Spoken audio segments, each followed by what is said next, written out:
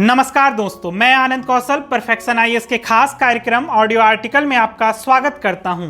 आज हम समसामयिकी के चर्चित विषय संघाई सहयोग संगठन अर्थात एससीओ के 23वें शिखर सम्मेलन के बारे में विस्तृत चर्चा करेंगे। यह विषय यूपीएससी के सामान्य अध्ययन पेपर 2 के अंतर्राष्ट्रीय संबंध के क्षेत्रीय और अंतर्राष्ट्रीय संगठन और शिखर सम्मेलन के लिए महत्वपूर्ण है। आइए अब बात करते हैं कि ये चर्चा में क्यों है। हाल ही में भारत ने संघाई सहयोग संगठन की वर्चुअल अर्थात आभासी शिखर सम्मेलन की अध्यक्षता की।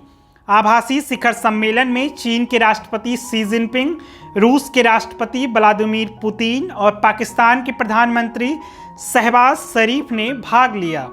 संघाई सहयोग संगठन के 23वें शिखर सम्मेलन में ईरान ने आधिकारिक तौर पर नवे सदस्य के रूप में सदस्यता ग्रहण की। आइए अब जानते हैं एससीओ के बारे में।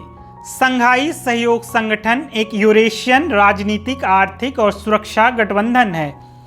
इसका निर्माण चीन, कजाकिस्तान, किर्गिस्तान, रूस, तजाकिस्तान तथा उज्बेकिस्तान के नेताओं द्वारा 15 जून 2001 को संघाई चीन में की गई थी।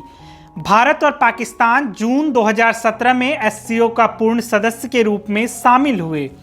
इसके पर्यवेक्षक राज्य अफगानिस्तान, बेलारूस, ईरान और मंगोलिया हैं। आइए अब जान लेते हैं 2023 की अध्यक्षता के विषय को। 2023 में एससीओ की भारत की अध्यक्षता का विषय सिक्योर है। भारत क्षेत्र में बहुपक्षीय राजनीतिक, सुरक्षा, आर्थिक और लोगों के बीच बातचीत को बढ़ावा देने में एससीओ को विशेष महत्व देता है। एससीओ के साथ चल रहे जुड़ाव ने भारत की उस क्षेत्र में उन देशों के साथ अपने संबंधों को बढ़ावा देने में मदद की है जिनके साथ भारत ने सभ्यतागत संबंध साझा किए हैं और भारत का विस्तारित पड़ोस माना जाता है। एससीओ राष्ट्रों की संप्रभुता और क्षेत्रीय अखंडता, आंतरिक मामलों में हस्तक्षेप न करने, सभी सदस्य राज्यों की समानता और उनमें से प्रत्येक की राय के लिए आपसी समझ और सम्मान के सिद्धांतों के आधार पर नीति को अपनाता है। 23वें एससीओ शिखर सम्मेलन की मुख्य विशेषताओं को जान लेते हैं। पहली विशेषता है नई दिल्ली घोषणा।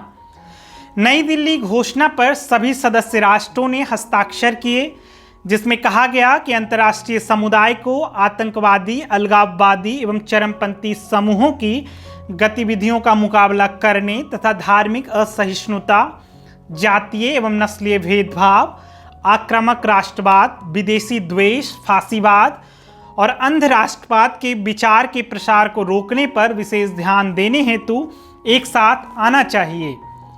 इस पूरी परिचर्चा में 2 विषयगत संयुक्त वक्तव्यों को अपनाया गया। पहला, अलगाववाद, उग्रवाद और आतंकवाद को बढ़ावा देने वाले कट्टरपंथ का मुकाबला करने हेतु सहयोग तथा दूसरा, डिजिटल परिवर्तन के क्षेत्र में सहयोग। तीसरी विशेषता है 2 सिद्धांत रखे गए। प्रधानमंत्री मोदी ने अपने 2 सिद्धांतों में वसुधैव कुटुंबकम तथा सिक्योर, जो सुरक्षा, आर्थिक विकास, कनेक्टिविटी, एकता, संप्रभुता और क्षेत्रीय अखंडता के लिए सम्मान और पर्यावरण के लिए है, को सबके सामने रखा। अब की जो विशेषताएं हैं वो है सहयोग के नए स्तंभ। भारत ने एससीओ के भीतर सहयोग के 5 नए स्तंभ स्थापित किए हैं। स्टार्टअप और इनोवेशन, पारंपरिक चिकित्सा, युवा सशक्तिकरण, डिजिटल समावेशन, साझा बौद्ध विरासत। ऊर्जा क्षेत्र में उभरते ईंधन पर सहयोग, परिवहन क्षेत्र में डीकार्बनाइजेशन और डिजिटल परिवर्तन पर सहयोग, डिजिटल सार्वजनिक बुनियादी ढांचे के क्षेत्र में सहयोग, विविध मुद्दों पर सहयोग की बात की गई है। आतंकवाद और क्षेत्रीय अखंडता पर भारत का रुख। प्रधानमंत्री ने सीमा पार आतंकवाद को संबोधित किया। उन्होंने कहा कि आतंकवाद क्षेत्रीय और वैश्विक शांति के लिए एक बड़ा खतरा बन गया है।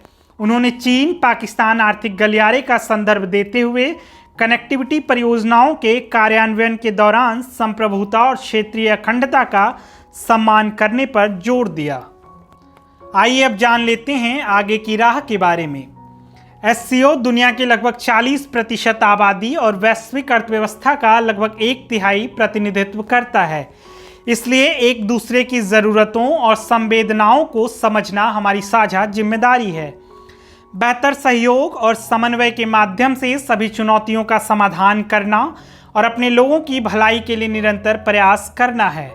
आतंकवाद, क्षेत्रीय अखंडता और कनेक्टिविटी परियोजनाओं पर प्रधानमंत्री का जोर प्रमुख मुद्दों पर भारत का रुख दर्शाता है। एससीओ शिखर सम्मेलन की अध्यक्षता करके भारत ने द्विपक्षीय विवादों से उत्पन्न समस्याओं से निपटते हुए अपनी रणनीतिक क्षमता तथा स्वतंत्रता का प्रदर्शन किया। आज के ऑडियो आर्टिकल में इतना ही। फिर मिलते हैं एक नए विषय के साथ। तब तक हमसे जुड़े रहिए। धन्यवाद।